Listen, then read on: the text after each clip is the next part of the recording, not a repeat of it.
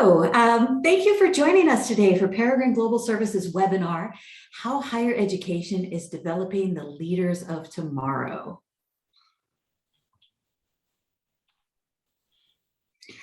We're delighted you could join us for today's session, and we'll start by having a quick presentation of ourselves.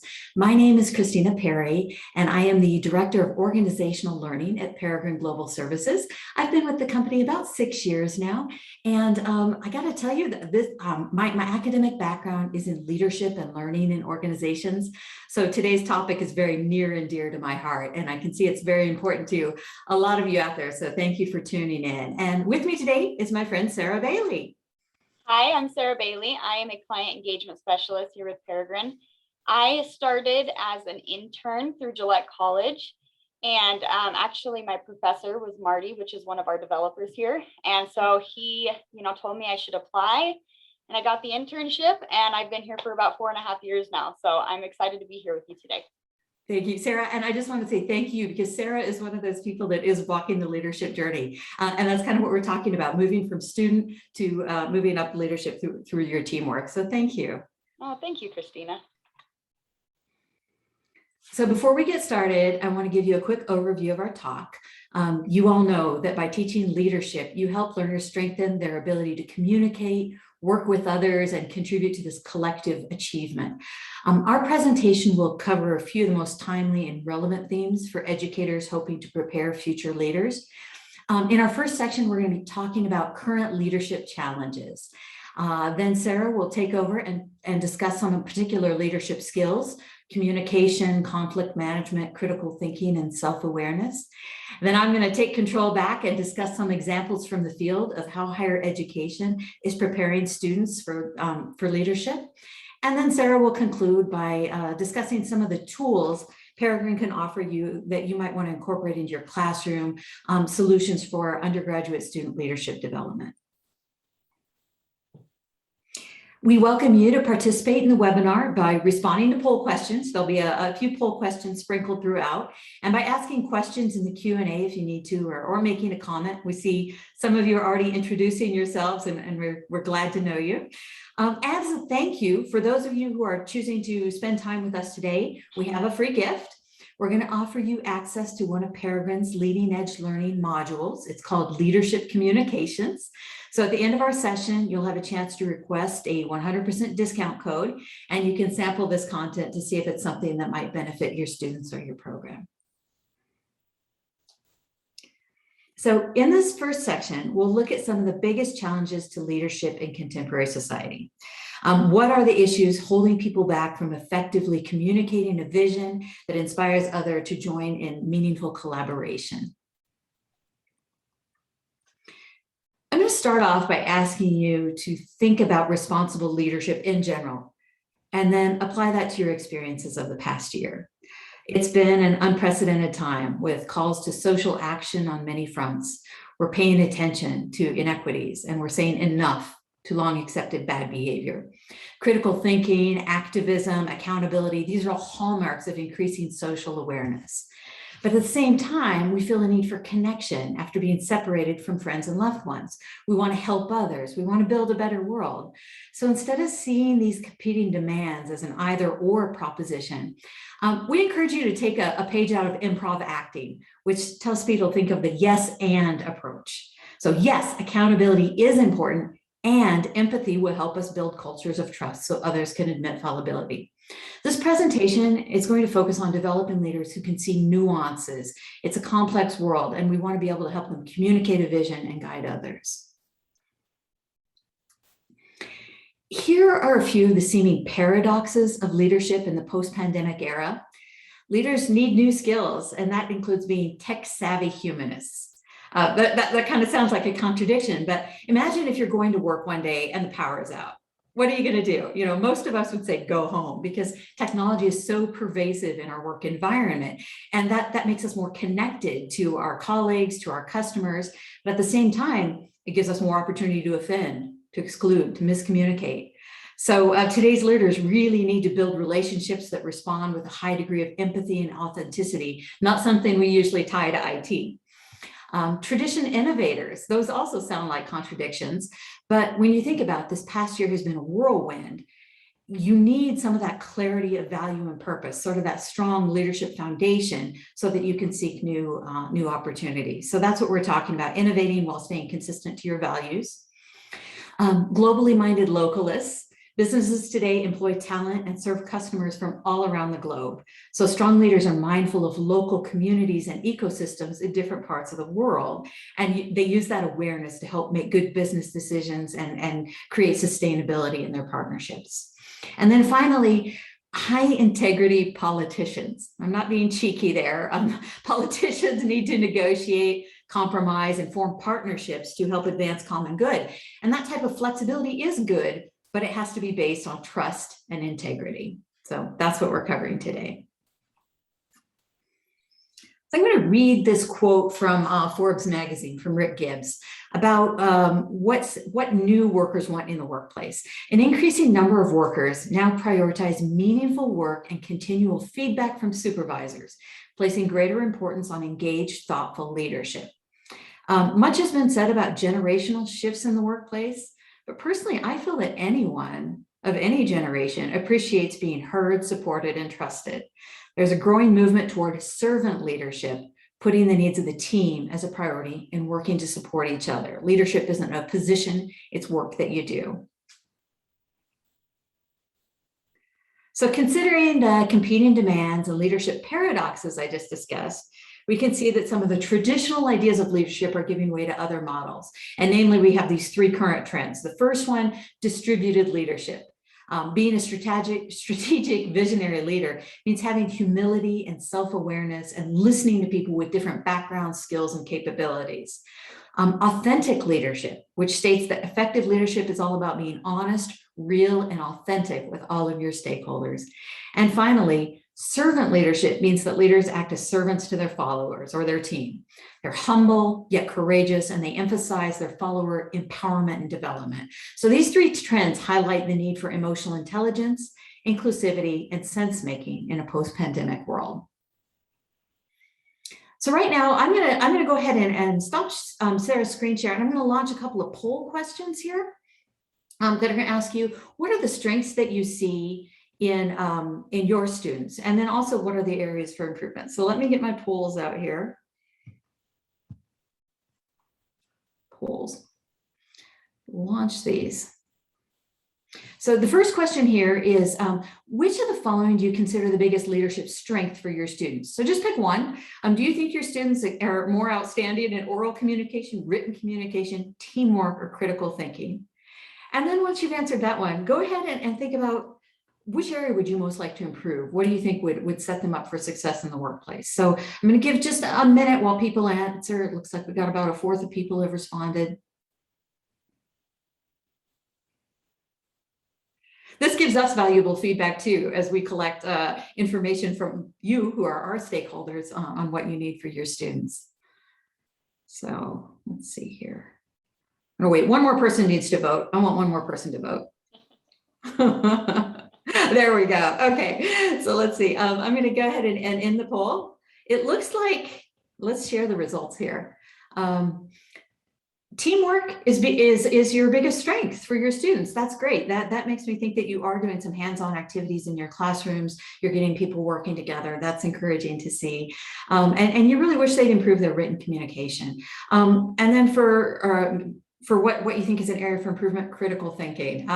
We just did a webinar on this a couple of weeks ago about improving critical thinking and strategy. So refer back to our library of webinars if you want to learn more about that, but we do have some ways to promote critical thinking. So I'm going to stop that sharing. And Sarah, I'll let you take back the control. Thank you all for participating with that poll.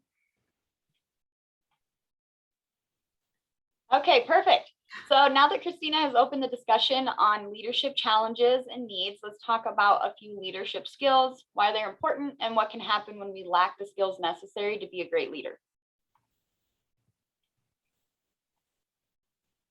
We're going to briefly cover 4 important leadership skills: communication, conflict management, critical thinking, and self-awareness.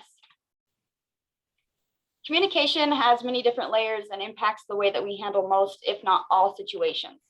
So when you're skilled in communication, you can inspire and motivate, build trust, respect, and understanding, effectively give and receive feedback, remove or break down barriers, and increase productivity. And when you're lacking this skill, you might have the exact opposite effect. So when you speak, people might not want to listen. They might not trust what you have to say, or they have a hard time understanding because you aren't communicating your expectations clearly, which can result in someone feeling personally attacked. So one of my experiences is I was working on a project, and when I completed my project and I turned it in, I found out I did it completely wrong. And I believe my boss and I both played a part in me not succeeding because he didn't ask me if I understood his expectations, and I didn't ask him if, I didn't come back to him and say, am I hearing you correctly? And so I did the whole project wrong, had to do it all over again, which was a huge bummer. Sarah, I think that's, can I just jump in here? Yeah. I want to say that, that's really good. And I think the communication, it has to come out of that psychological safety where you feel like you can ask questions. So as a leader, promoting that, yes, ask me attitude. Yeah.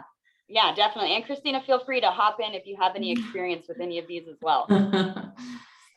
So managing conflict is one of the hardest skills to master because we often feel like we have to take sides. But in reality, we just need to be able to listen with empathy, build trust, and take action to come up with a solution. When we avoid conflict, it's usually out of fear of rejection, being misunderstood, making things worse, or a fear of the unknown. It also jumps right back to not being able to communicate well. And this one has been really hard for me because I absolutely despise confrontation. So I will just completely avoid it. And I've been working on it and I've been getting a lot better, but I just, I don't want to hurt anybody's feelings, right? Yeah. My first skill is empathy. So I don't want to hurt anybody's feelings. And so, sometimes I will just avoid it. So surveys of large national and multinational firms have found that critical thinking was the foremost required skill for future leaders. So what do we mean by critical thinking? One of the best definitions I've heard states that critical thinking involves questioning assumptions, evaluating evidence, and testing the logic of ideas, proposals, and courses of action. Being able to think critically can be the difference between success and failure in just about every area of our life. It is what challenges us to ask questions, do research, and understand the world around us. When we think critically, we analyze information, create innovative solutions, plan strategically, and think creatively. We open ourselves up to a whole world of possibilities with a growth mindset. When we aren't able to think critically, we're shorting ourselves by making poor decisions, lacking independence and creativity, and stunting our own growth with a fixed mindset.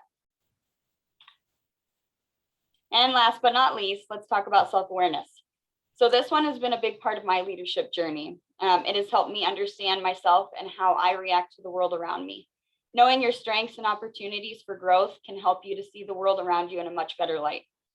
When you're self-aware, it is easier to build and maintain more solid personal and professional relationships, take constructive criticism with a positive attitude, and have a better self-control.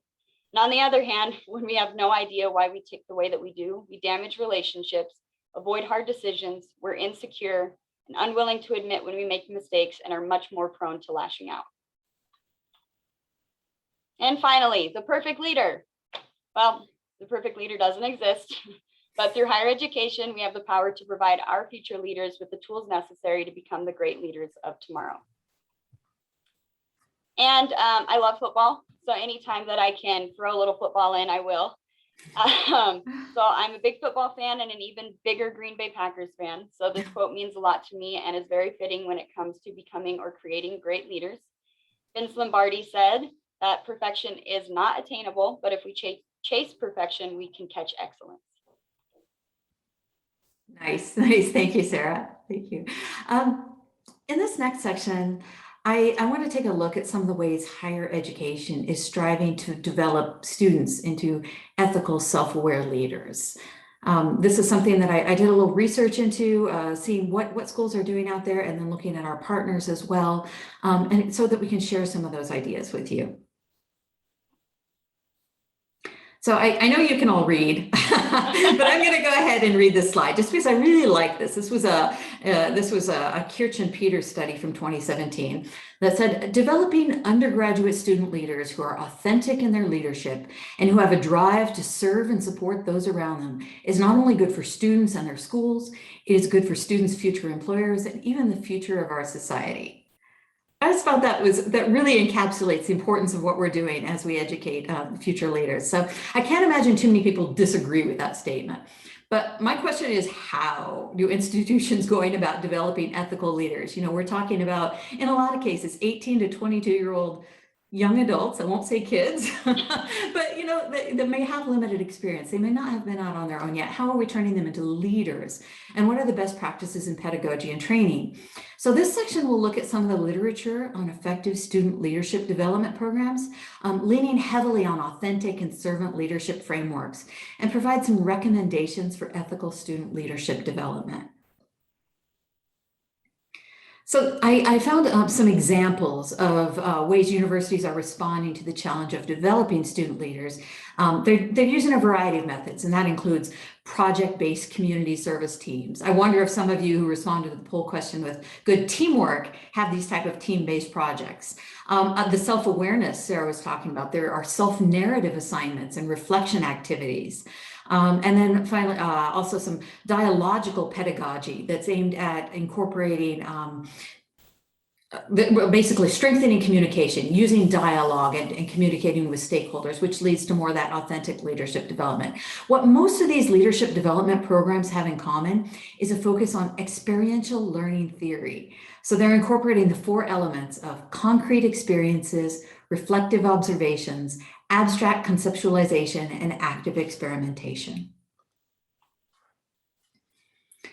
So from that Kirch and Peters study that I'm referring to, and we'll have the references later on here, they had a number of recommendations for each step in experiential learning theory. So the first one, the concrete experiences, there are methods that you can use, such as simulation methodology or hands-on activities, really get the students involved in understanding those concepts through doing. The second part, reflective observation. One of the activities I liked was this website that's called thisibelieve.org, where there's a self-narrative activity where students create their story and then they're able to share that with their peers. So that develops understanding their own values and then being able to communicate that to others.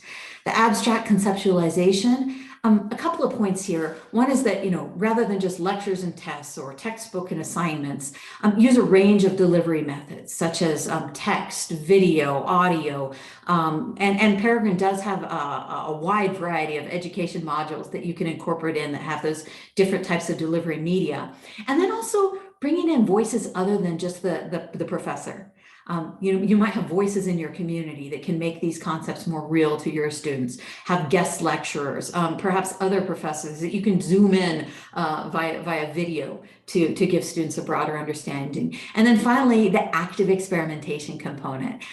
This is where you give your students opportunities for meaningful activity aligned with their personal values. These can be, service projects that they do in teams, so that they're developing both the teamwork and the values and servant leadership. So these are just different ways that you can bring methods alive outside of the classroom.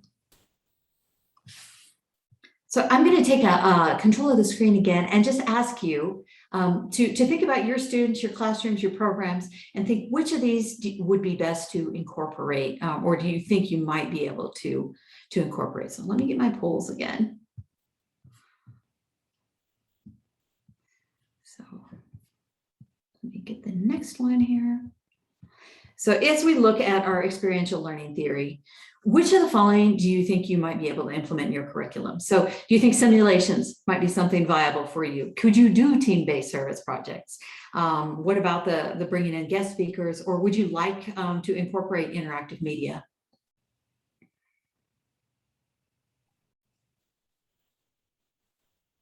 And these are multiple choice, so maybe you want to do all 4. Oh, looks like everybody answered. So I'm going to go ahead and end the poll here and share the results. It looks like simulations are actually something of interest. So we do have white papers about using simulations, and we'd encourage you to reach out to us if that's something that we can help you with. So Sarah, go ahead and take back control, if you will. Perfect. All right, so let's talk about how we can help you build great leaders.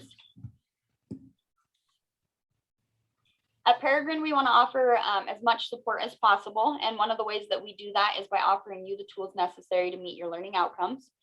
So we'll work with you by mapping your goals to a solution. For example, if your goal is to create leaders who are skilled in communication, conflict management, critical thinking, and self-awareness, those skills that we talked about earlier, we will take each one of those skills and map them to one or more of our solutions. And then we can create a customized package that fits your needs.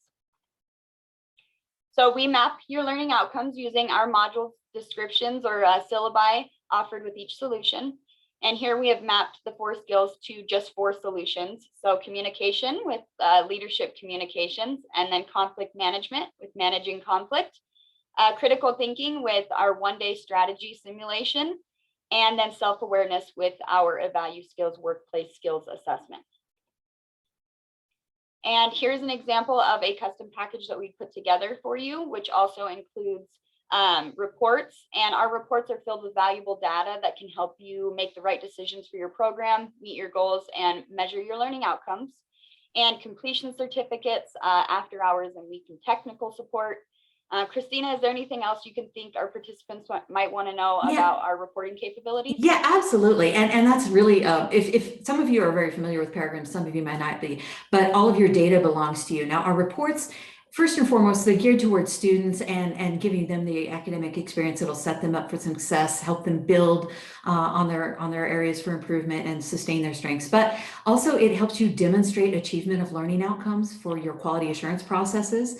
So if you are working on accreditation self-studies, or you just want to demonstrate your continuous improvement process, we provide very comprehensive reporting so that you can do that.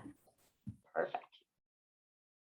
So when we create your custom package, we're choosing from a wide variety of solutions. I've only shown you a few, so I thought I would mention some of the other great solutions that we provide. We have our assessment solutions, which includes business administration, accounting and finance, global business education, healthcare administration, criminal justice, early childhood education, public administration, general education, and academic leveling modules, and Write and Cite. And this past couple of years, we have spent our time updating and adding over 800 hours of modules that you can use as a teaching tool. Each of the subjects listed contains multiple modules to choose from. We have a catalog available if you'd like to look at these modules as well. So the module that we're actually offering you for free is one of our leading edge learning modules. So you'll get to get a little bit experience with that. Each one of these, we have career and self-development, critical thinking, communication, equity and inclusion, technology, leadership, professionalism, and teamwork. And we also offer a few other tools. So we have an assurance of learning workbook. Some of you might be familiar with that. We also offer white papers, workplace and leadership resources, and various publications for higher education. Thanks, Sarah. Yeah. That's a lot. There's a lot to chew on there. But if the title of this webinar is how higher education is promoting student leadership. So if you're interested in reviewing case studies of how universities are using some of those tools Sarah just mentioned, we invite you to visit peregrineglobal.com and download white papers. So those white papers do provide more information about how universities that we have partnered with have used those kind of tools to demonstrate their learning outcomes and improve their student performance.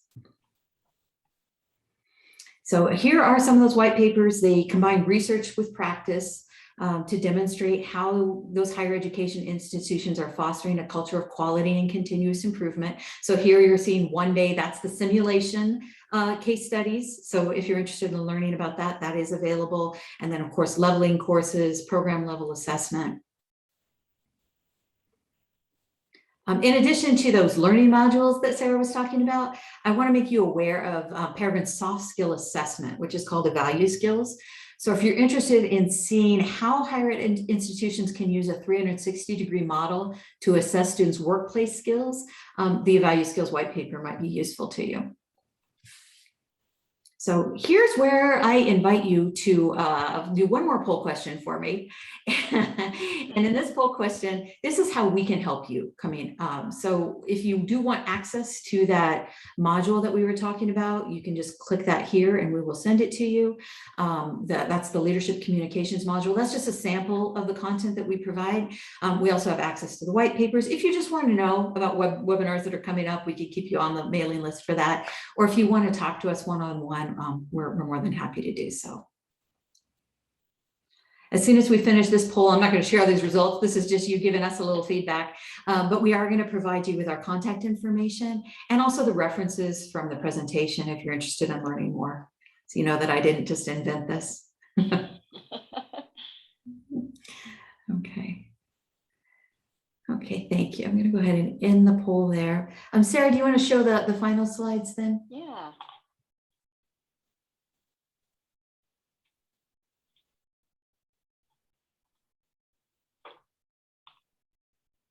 Okay, and let's see, are there any questions at this time? I mean, we did cover a lot from just general practice in the field of leadership development to what Peregrine can offer you in terms of educational content and assessment, case studies, white papers. So if you have any questions for us, go ahead and put those in the Q&A box at the bottom.